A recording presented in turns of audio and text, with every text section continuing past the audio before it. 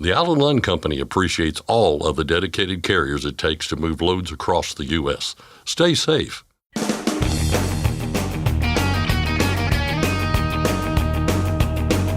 OOIDA, representing America's truckers since 1973, presents Landline Now with your host, Mark Redding. A new bill in Congress would give FMCSA more power to come down on fraudsters who prey on truckers. Bryce Mongeon of OOIDA explains how the legislation would work. What are the actual figures regarding Underride crashes involving large trucks? Recently, an advisory committee took a look at the debate. I'll get a rundown from Jay Grimes. When it comes to broker-carrier agreements, there's a lot of things to watch out for. OOIDA Advocacy Counsel Paul Torlina discusses what some red flags are. And finally, Marty Ellis is a big supporter of various charities in the trucking industry, and one he regularly gives to is Trucker's Final Mile. I'll talk with the man who drives the spirit of the American trucker. And now, here's Scott Thompson. Thanks, Mark. As we welcome Bryce Mongeon onto the show now, Bryce is the Director of Legislative Affairs for OOIDA, which has thrown its support behind a new bill that is geared toward freight fraud. Bryce, thanks for joining us. Yes, thank you for having me on here.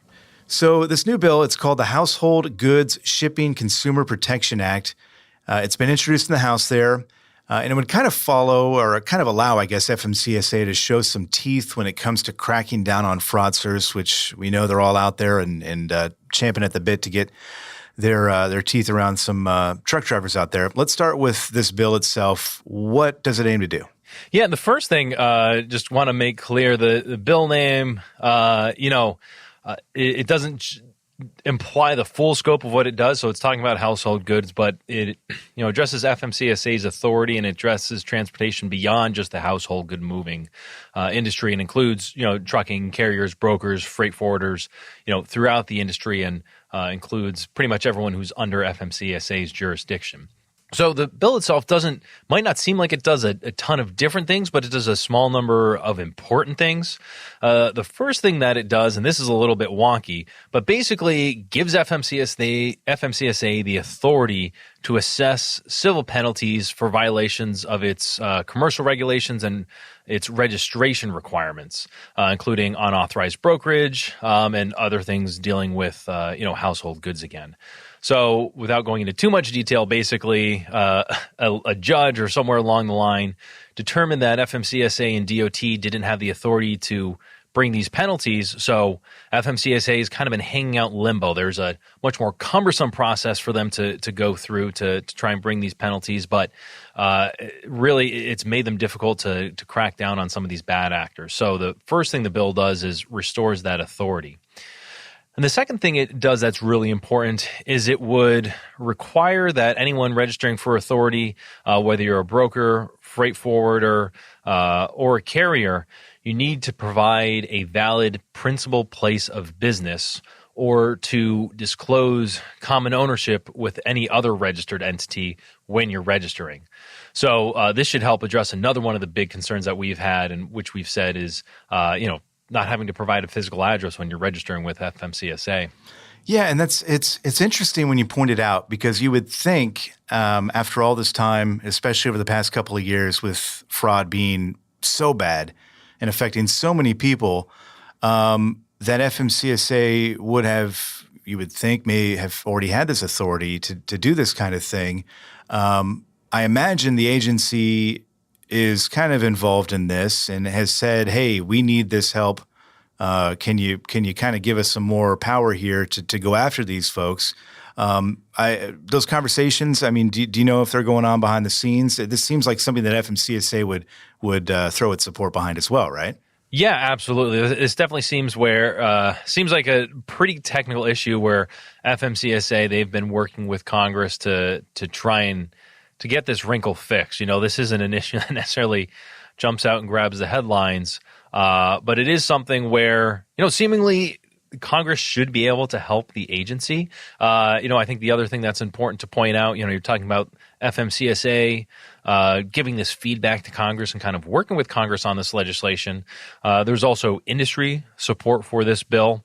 TIA, the Transportation Intermediaries Association, has endorsed the bill, along with the American Trucking Association's Moving and Storage Conference, some trucking safety organizations, as well as the National Association of Small Trucking Companies, as well as OOIDA, have endorsed the bill. So I think that speaks to what you're getting at, which is this is something where everyone kind of agrees there's a problem. There's a relatively simple solution here. So it's not every day you're able to find one of those. Well, yeah, and it's not every day you're able to find bipartisan bills or pieces of legislation as well, which this one is, right? I mean, when you lay it out like that, and you lay out the fact that this is, bipartisan, you've got all these groups supporting this idea.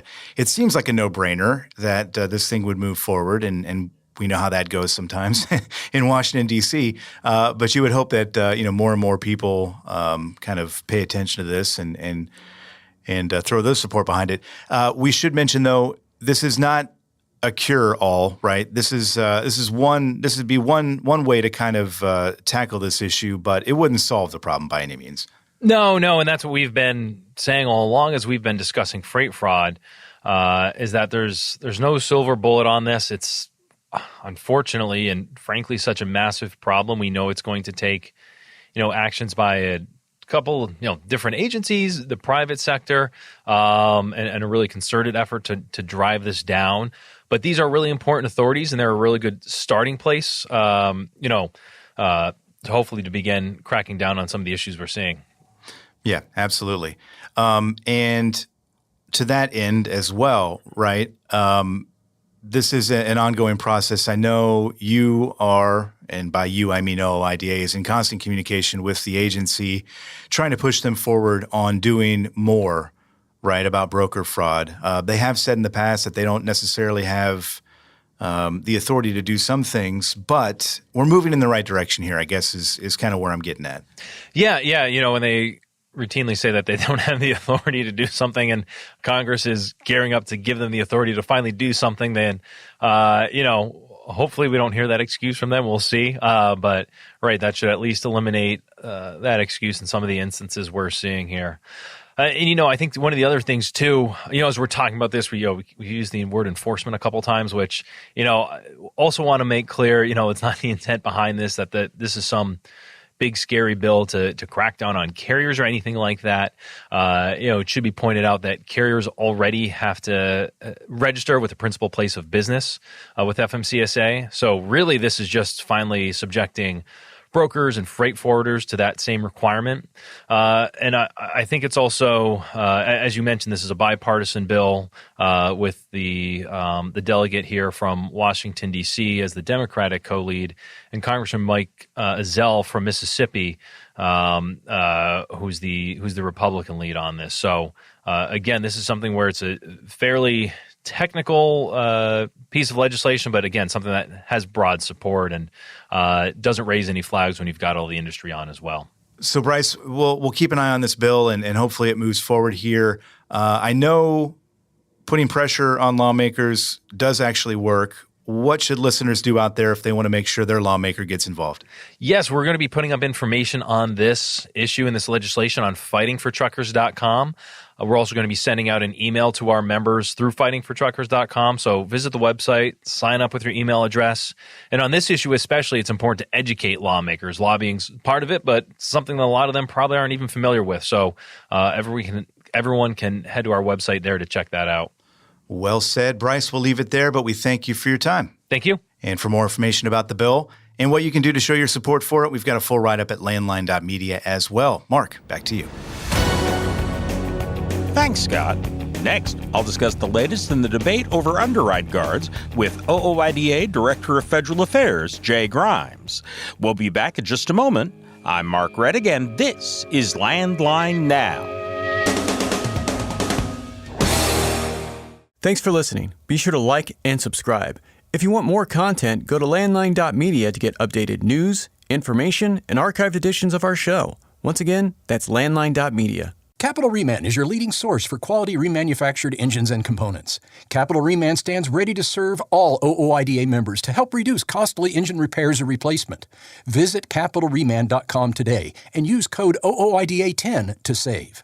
Get the most power performance out of your rig with Howe's Diesel Defender. It provides maximum lubricity and contains specialized IDX4 detergent to clean and prevent deposits and safely removes harmful water. Visit HowesProducts.com for more information.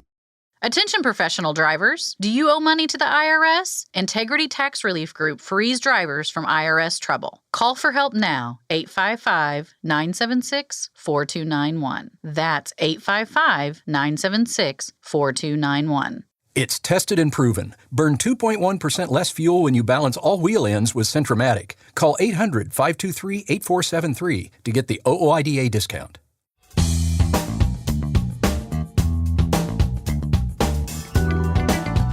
What are the actual figures regarding underride crashes involving large trucks? And should side underride guards be required?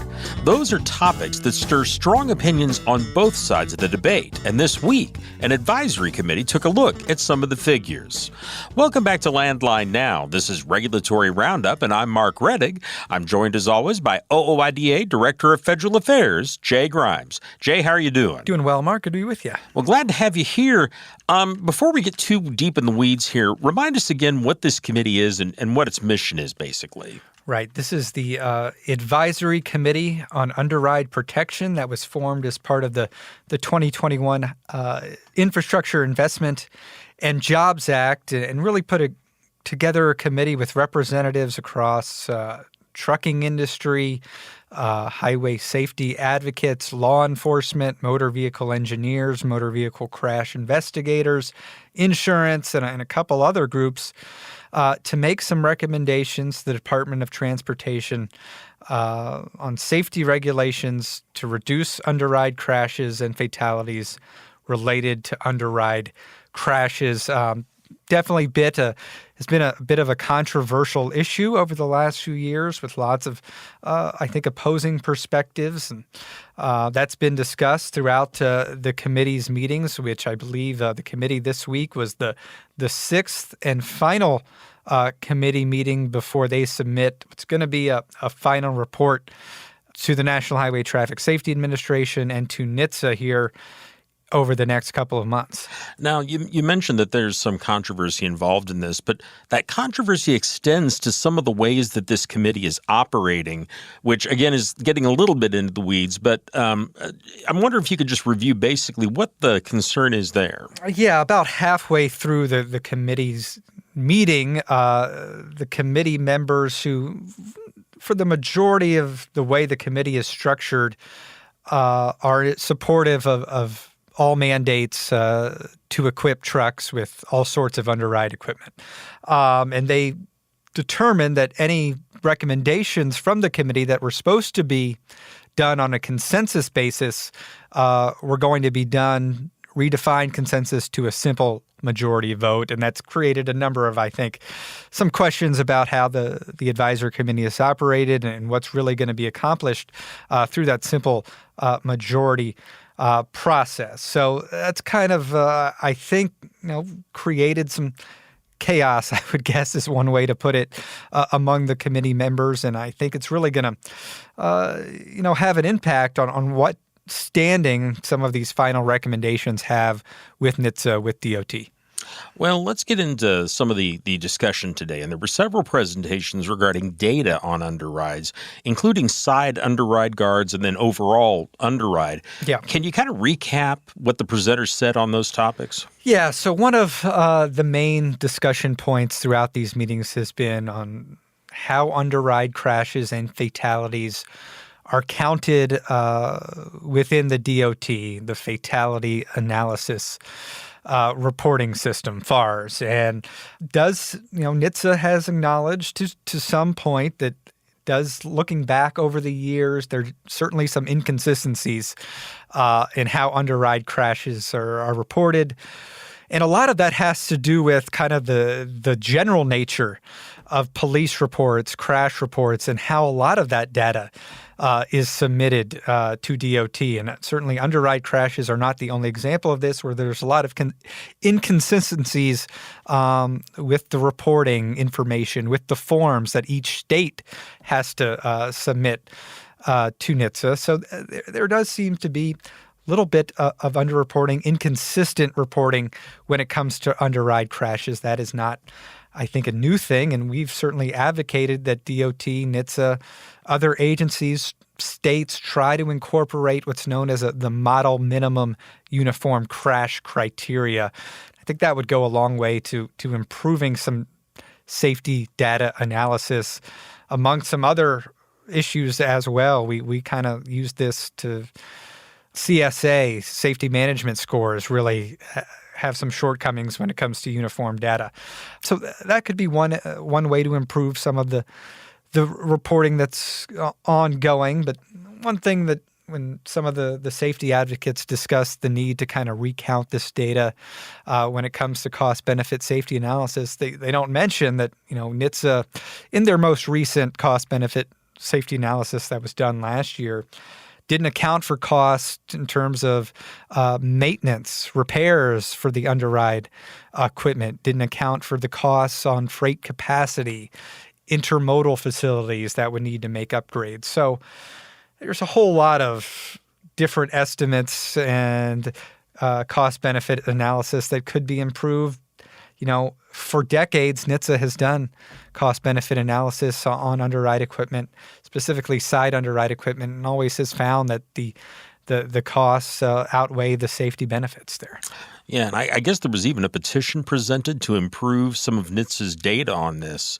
And I'm kind of curious, looking at it yourself, and you've kind of addressed this a little bit, but how accurate is this data? It appears, I would think, it's not a difficult definition to define an underride crash. Right. And the definition itself is not at issue here. It's how law enforcement crash investigators classify different accidents. We heard today if an individual happens to pass away after 30 days, that might not be counted accurately in the crash reporting system. And there's a number of little nuances there that does create some gaps in the data reporting. And the petition that you mentioned was talked about to improve NHTSA's underride collection. And there's certain yearly manuals that go out to kind of improve the data collection processes. And that was the petition that was discussed. NHTSA has been aware of these shortcomings for a number of years and continue to make some improvements where feasible. But they've got to also look at some other practical ways to kind of go about how they're collecting the information, given the resources that they have on hand. And so there was some discussion there, and all of this is going to be included in some different variations of the final report that the advisory committee is going to submit to NHTSA here by the end of June. Let's talk about that a little bit, because you mentioned, of course, we talked about this controversy over how they're operating and their definition of consensus. And earlier on in a previous discussion, we had talked about the possibility of, I guess, what you might call a minority report. Right.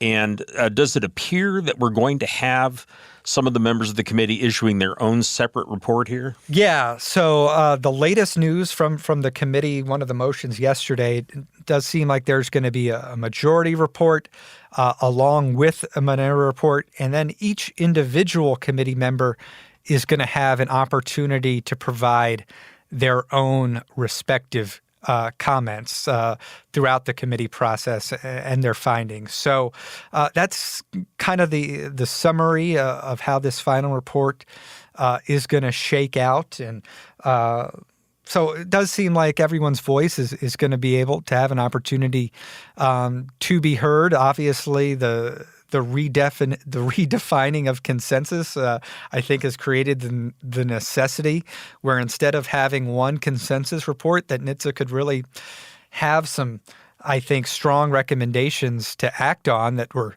unanimous to an extent or had overwhelming majority of support. Going to kind of have a patchwork of different ideas and solutions, and I'm not sure exactly to what extent NHTSA is going to be able to make some affirmative decisions on whether to act on how many ever different recommendations they get in this majority, minority, and then individual reports as well. I don't normally say this, but I sure feel bad for the people at NHTSA today. Let's go on to another topic here, and this one is one that might sound kind of peripheral, but we have an attorney with the Federal Motor Carrier Safety Administration who is taking on a new job, apparently a promotion to kind of Department of Transportation Central. Tell us, Jay, who's this attorney? What was his position there at FMCSA, and what were his duties? Brian Stansberry, who had been for about a year, been the Federal Motor Carrier Safety Administration's chief counsel, kind of overseeing all their legal activities. However, given the departure of former Administrator Robin Hutchinson, earlier this year, the departure of former FMCSA Deputy Administrator Earl Adams Jr. right at the turn of 2024, end of 2023. In recent months, Mr. Stansberry was kind of the number two official at FMCSA behind acting Administrator Sue Lawless. So Mr. Stansberry has been promoted to Deputy Counsel at the Department of Transportation within the Office of Secretary. So he will have kind of all of the DOT's modal agencies kind of in his portfolio. Certainly, we had gotten to know Mr. Stansberry a little bit. I know he was on hand at the Mid-America Trucking Show in Louisville just, I guess it's been a few weeks now, and he was participating in the FMCSA's truck leasing task force meeting that was held. And so he's certainly going to have a familiarity with a few trucking issues that he has overseen during his tenure at FMCSA, and perhaps can kind of elevate those in his new role with DOT. Fortunately, it kind of continues a trend of this revolving door with FMCSA leadership that kind of has been consistent, certainly within the Biden administration and really historically as well, which always makes it tough to kind of get some long-term improvements when you don't have the retention within agency leadership. You know, we talk about the importance of driver retention for highway safety. Kind of a little bit the same thing here when you talk about some of these agency appointments as well. So we know that Charles Fromm is going to be appointed as kind of the acting chief counsel. He has been with the agency for a number of years. His official role is as deputy of chief counsel, but I believe he has stepped in to serve as acting chief counsel when there's kind of been a vacancy. So I don't anticipate a whole lot of, shortcomings as far as the chief counsel's office goes, but will be interesting to see how the top tier of leadership, if there's any impacts there. Well, that's something I'm curious about because, as you mentioned, we've had some other turnover at this agency. Yep. How is this departure and these others that have happened likely to affect operations, I guess specifically progress on some of the potential rulemakings that they've been working on? Yeah, I think there could be a little bit of a delay.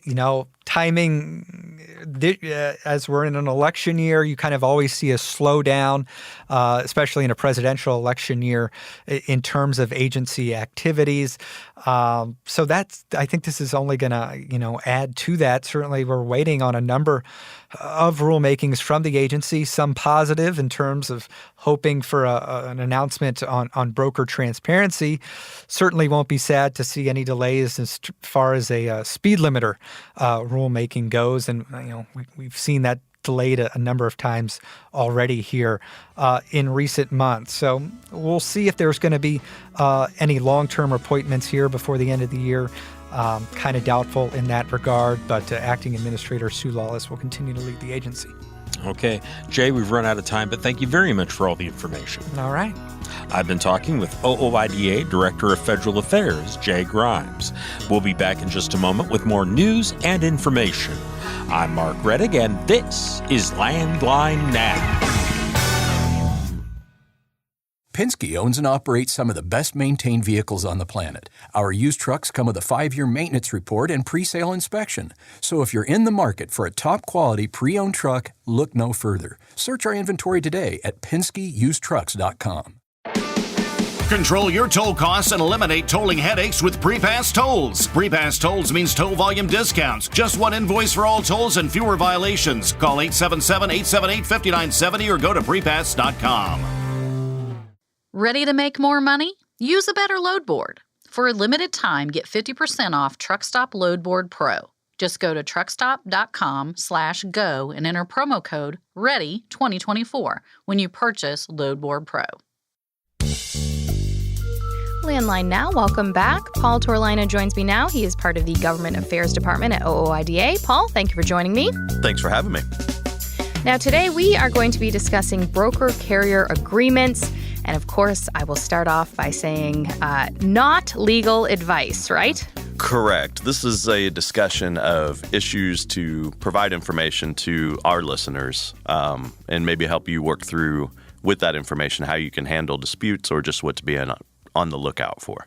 Any questions that arise throughout this, obviously you encourage people to contact legal counsel if that's something they think they might need? Absolutely. Anytime you have a doubt in your mind about whether you should be represented, go get yourself representation from your own attorney. Now, when it comes to broker-carrier agreements, there are times when these agreements can have many provisions in them that are unfavorable. Some even conflict with the law.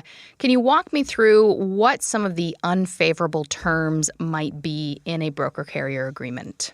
There can be several, depending on which company you're dealing with, but the kind of universal ones that I see when I'm looking at broker-carrier agreements or that our business services division talks to people about every day. Number one is the automatic renewal that is typically in a broker-carrier agreement. It's probably in every contract that exists these days, but broker-carrier agreements can be a little bit different because they give you a very small window in some of them in which you can cancel. And if you take no action, you have an automatic renewal on your hands. For many people, that's great. They don't have to do anything. It's business as usual. They go for another year. That's usually what the term looks like, is that you sign up for a year, and then if you don't cancel in the window provided in the agreement, it just auto-renews for another year. Like I said, for the most part, that's great for people who have a good arrangement. They just want it to keep going. They have to take no action. It's very easy. But if you're on the other side and you're locked in with a broker who maybe has engaged in some practices that have gone against you or worse, you have to be aware of that window and know exactly what it is. Sometimes it's a period between 120 and 90 days before expiration. Sometimes it's 30 to 60 days. It varies depending on what the agreement is, but that's really kind of the easy one to say that's unfavorable when something has gone bad. There are certainly other ones. The one that I would say is more concerning to me that we see most regularly here at OOIDA is a provision that allows the broker to offset against a carrier whenever they have a claim for cargo damage or equipment damage or anything along those lines. Where that really comes into play, and I think the best example that I can give recently that I've seen is we had a driver pick up a trailer that was not his. He took pictures of it before he even hitched it to his truck. And he said, okay, I've got some damage up here on the front corner. I've got some damage along the side rail. And I took a picture of the front axle on the trailer of the condition of the tires. He thinks he's protecting himself. He's documented this pre-existing damage. Yep. And at the end of the story, the broker sends him a bill for damage to the trailer once the load has been delivered. And they're saying, look, we got you for about $1,300 here in trailer damage. Oh, wow. And so the driver says, well, I was smart. I took pictures. Here's what I got. The things that you're claiming the damage on, they were already there. You can clearly see it in these pictures. I took them on my phone. They've got a date stamp. You clearly don't have a claim for that. Well, I mentioned the front axle on the trailer for a reason. The broker claimed damage to the rear axle tires, and unfortunately our guy did not have any pictures of the rear tires. So they said, that's fine. You've got a point with the damage on the trailer, on the front corner, and on the side rail. But those tires were damaged while you were towing the load on the rear axle. We got you for about $800 for 4 tires. What could he do about it? He couldn't do a thing. He has nothing he can do about it because he didn't take pictures of the rear axle and the front axle. And with the technology we have these days, that's an easy thing to do to protect yourself from these offsets. But the sad story is he got offset for $800 because he couldn't prove it. Yeah. So we look at the contract, and there's actually a provision in there that says the broker is authorized to offset. Now, under the law, there's something called the Carmack Amendment out there that says any claims for cargo damage or equipment damage have a specific step and process that you go through to send documentation to the carrier. Carrier reviews it, has a chance to reject the claim. It's all in the federal regulations. These types of provisions circumvent that. They're an end around. They say, you know what? The broker has the right to do this. We don't care what the Carmack Amendment says. You owe us $800. Wow. So those are the kind of things that we want people to be on the lookout for. One other unfavorable term is with respect to refrigerated loads. We've seen produce examples lately where a load will get loaded onto a truck, delivered on time. The reefer equipment on the trailer operated normally through the entire process. It gets to the destination. Someone breaks the seal at the destination on the trailer, and they determine that the contents were not kept at the proper temperature. How is that the driver's fault? The driver's picking up a sealed trailer. He's not inspecting it. He's hauling it. He's on time. His equipment doesn't malfunction. He gets to the destination. It's still sealed. Someone breaks the seal at the receiver location.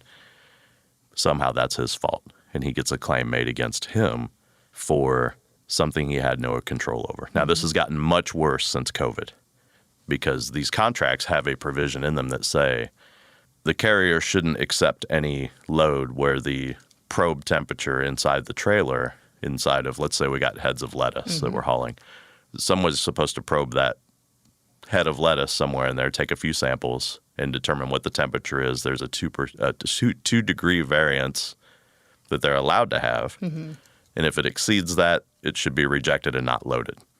Well, COVID has made that a near impossibility for drivers because most of the shippers and receivers say, we don't even want you physically in the building, let alone on the dock inspecting or having anything to do with that process. And we hear all the time from drivers who will take photos of those placards in receiver or shipping office windows that say, no drivers allowed on the dock or something along those lines. So what happens is we've got this agreement provision that says, here's the parameters for the temperature. You're supposed to inspect, then it gets sealed. It's supposed to be in here. Well, how can they ever do that if they can't get physical access? So that it's another unfavorable term created by circumstance. And what I would tell anybody who says, well, what can you do about that one? Insist your way onto the dock. Yeah. Because if you're not there to see or observe for yourself that it was loaded at the proper temperature and in the proper setup in the trailer, I guess is the best way to describe it, you are now on the line for the first 1/10 of a mile that you drive away with that. Wow. And that's the contract provides for it. That's automatically a loss for you if that thing doesn't show up at the right temperature. So that's become a problem, and the best way to combat that is either get somebody to give you physical access or get somebody to give you a written statement, like an affidavit or some type of statement that says, I loaded that thing at this time and this day and it was within the proper parameters. It's a good load when you take it away. Yeah. Lastly, one thing that we're starting to see a little bit more of is a limitation on rights of third parties to the agreement. So what we'll see sometimes is let's say a carrier hauls a load and the broker slow pays them. Carrier can turn over that load to a collection agency and say, you guys got it. It's all yours. Get whatever you can get for it. It's no different than when somebody has a credit card debt or a retail sales, whatever it might be out in the consumer world. there are provisions in these agreements now that are limiting a carrier's ability to do that. And we actually just had a case up in Ohio about a month ago get handed down that said that one of those provisions was invalidated against the carrier. That's probably the best way to describe that. The carrier lost in court because this provision was there, and there was another provision in the agreement that said the carrier cannot contact the broker's customers directly. So what they did was the carrier didn't get paid or got slow paid. They sold their load to a collection agency. Collection agency goes and contacts the customer of the broker. They violated that provision of the agreement, and so the court said, you violated the no contact provision, and you're a third party. You have no rights under this set of contract provisions to make any recovery at all. Oh, wow. So those are the landmines in these agreements these days for unfavorable terms. What are some of the provisions that conflict with the law? Usually the two that we see are the one I mentioned previously, where we have an alternate cargo claims procedure or an equipment damage procedure that circumvents the Carmack Amendment. OOIDA's position on any of these types of unfavorable provisions that also conflict with the law is that they're just not enforceable. They would not be considered part of the contract. The other one that we see that we've been fighting at the FMCSA level and trying to get it changed from the top down is almost every one of these broker-carrier agreements I see these days has a provision in it that says you waive your right to any documentation that might be available in the possession of the broker. There is a specific federal regulation that says exactly the opposite of that. It says that you are entitled to documentation relating to the load that you're hauling. A lot of the fight this current cycle that we're kind of seeing is with regard to rates on loads. Drivers want to know what the broker's making. They want to know the difference between what the broker's getting and what they're getting. But more importantly, and I'm not trying to minimize the rates by any means, but more importantly to me, or what I see, or what our business services department sees, is when there are claim damage to equipment or damage to cargo processes that are in place. So when we get those claim processes, we should be able to, as drivers, ask for documentation about that load. It kind of goes back to the example about the tires. Can someone show me pictures of that rear axle of the tires? Oh, you don't have documentation for that. Well, I'm entitled to that under this regulation. And a lot of times the carrier will say, well, no, you waive the right to that. You don't have a right to that documentation anymore. What do you suggest someone does when they get a contract or agreement? Well, the first thing I would always tell you is have a lawyer review it and flag any unfavorable terms for you. Negotiate those unfavorable terms. Get them out of the agreement if you can.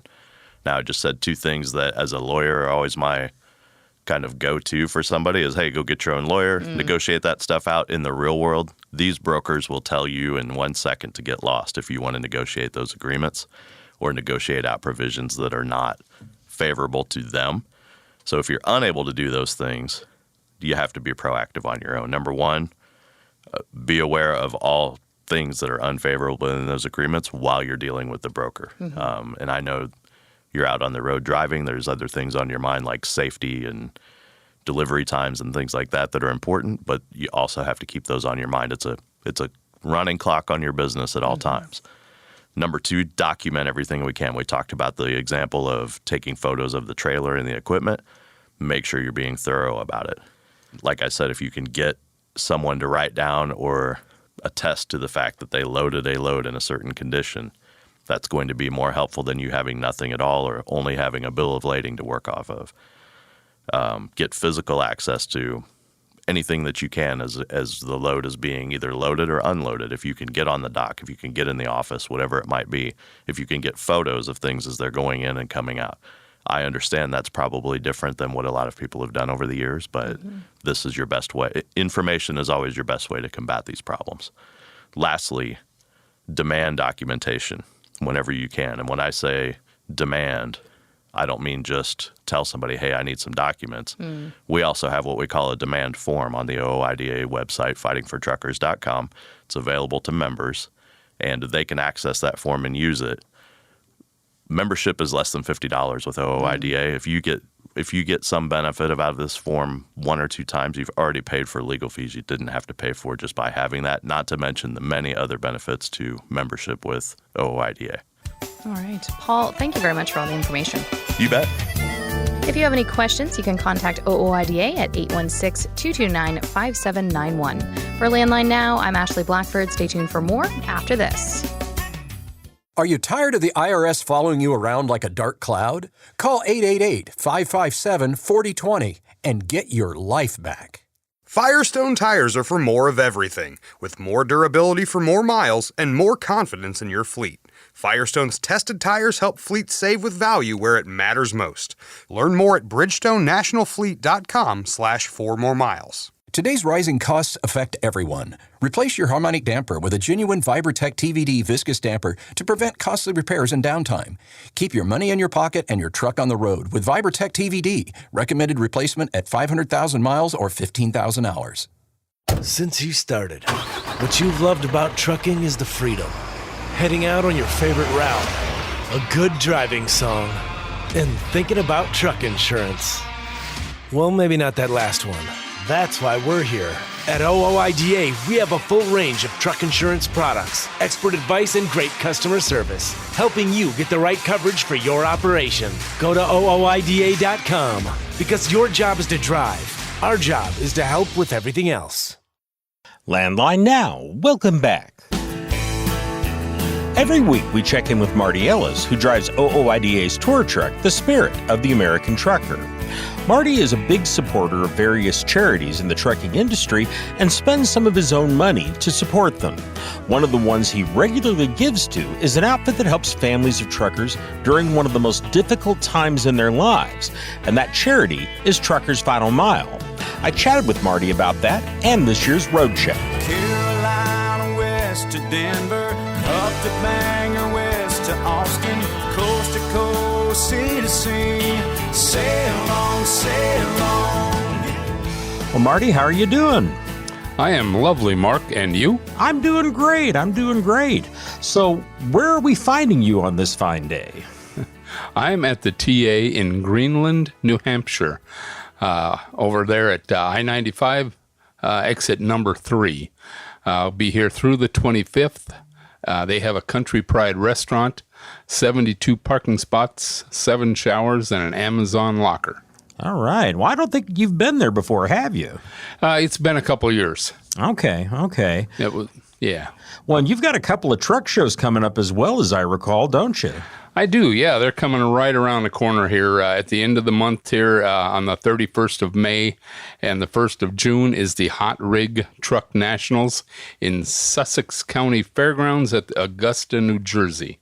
And the proceeds for that truck show is going to Kaleidoscope of Hope Ovarian Cancer Foundation. So I like the ones that are raising money for different things. And then right after that, I'll be going to the ATHS, the American Truck Historical Society Truck Show and Convention, and that'll be June 6th through the 8th in York, Pennsylvania. That's always a good time. That's always a very good time. It really is. I can't wait. All right. Let's talk about some of the things that have been coming up lately. And one of them, and I've certainly seen a lot about them online, and I know you have as well, is Truckers Final Mile, this group that really offers a wonderful service to families who have lost a loved one out on the road. What are you hearing about them lately, Marty? Yeah, Robert Palm, the guy that heads that nonprofit up, he's a truck driver, and he trucks full time and has a beautiful trailer that he's made for showing people what Truckers Final Mile is all about. And he stopped in the other day and visited with me for a little bit. And after talking with him, you know, we've known each other and have talked quite a bit. But one of the things that we really didn't get into was some of the other things that they offer. And I guess they really don't promote some of the other things because of funding. And I really didn't think of that end of it. I mean, you know, even though I've done fundraisers and all, you don't think about what you can do and what you can't do if you don't have the funding.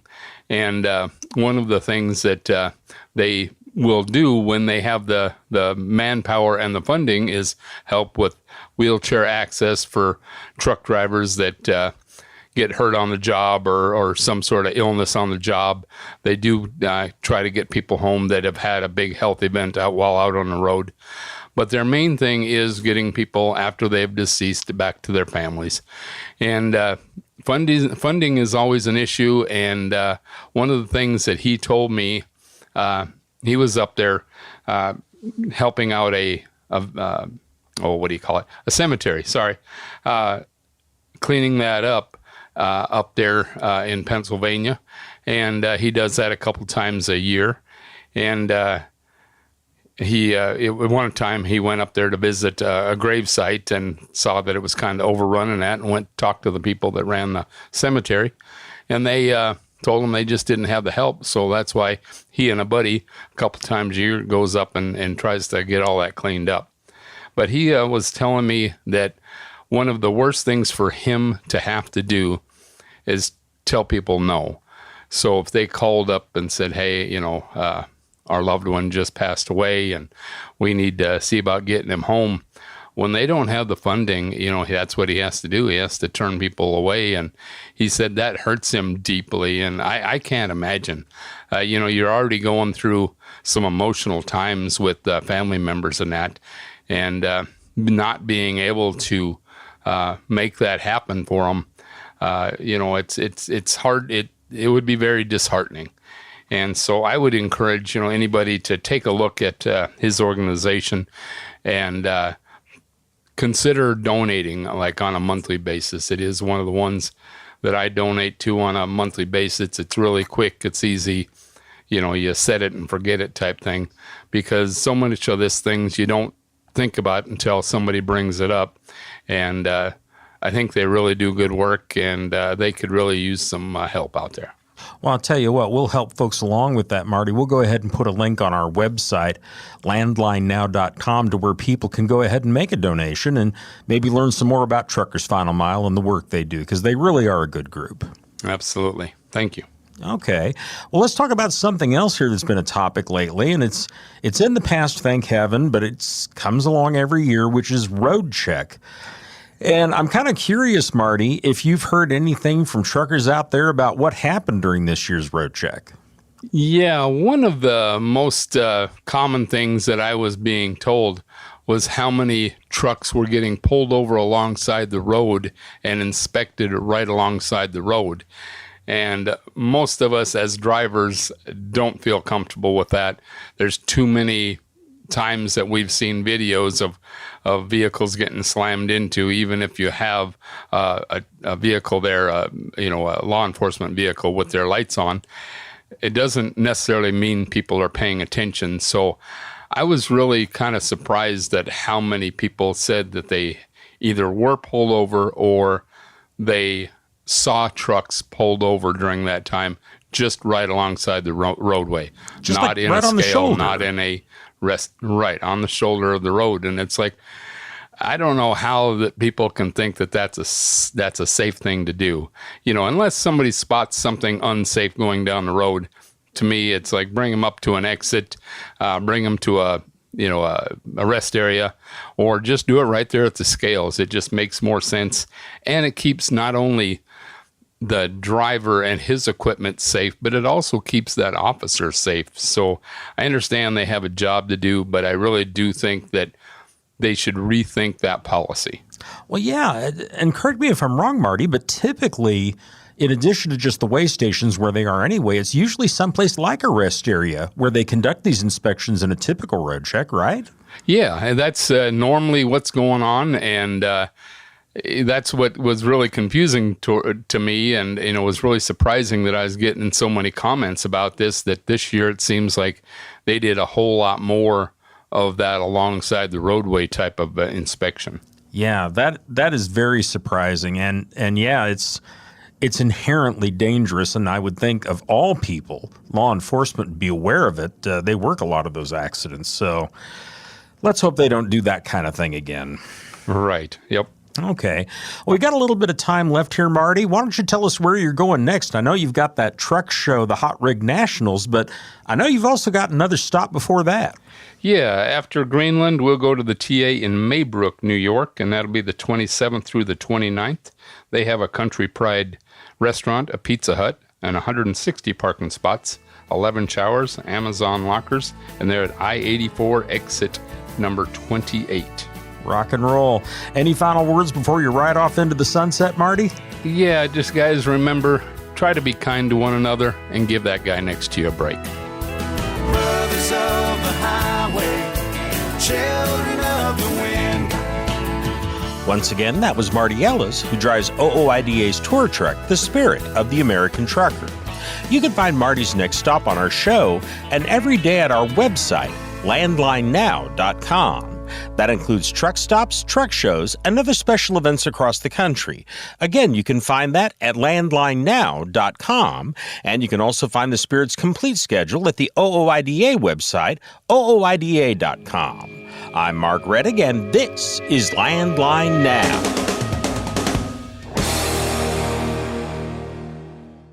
Thanks for listening. Be sure to like and subscribe.